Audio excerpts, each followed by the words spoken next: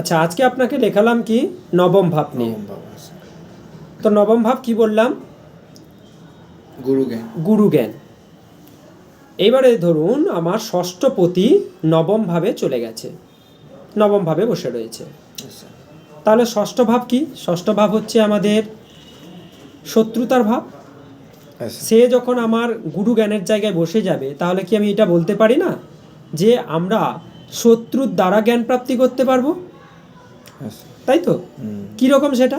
দেখা গেল আপনাকে আপনার শত্রু এমন ক্ষতি করলো, তার দ্বারা আপনি বুঝতে পারলেন যে এই জিনিসটা আমার যে চরম ক্ষতি করলো, সেটার দ্বারা আপনি জ্ঞান প্রাপ্তি করতে পারলেন যে আমার কত বড় চরম ক্ষতি করলো, তার দ্বারা আপনি জ্ঞান প্রাপ্তি করতে পারলেন সেই ক্ষতির দরুন। নাহলে আপনি এতদিন আপনার সেটা কিন্তু মাথাতে আসছিল না, তার দ্বারা আপনার জ্ঞানটা খুঁটল।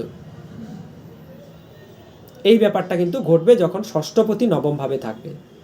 আপনি শত্রুর দ্বারা জ্ঞান প্রাপ্তি করতে পারবেন, যেহেতু নবম স্থানে বসে রয়েছে। সেই কারণে জ্ঞান তো আপনার করাবে, সেটা কার দ্বারা? শত্রুর দ্বারা। বোঝা গেছে?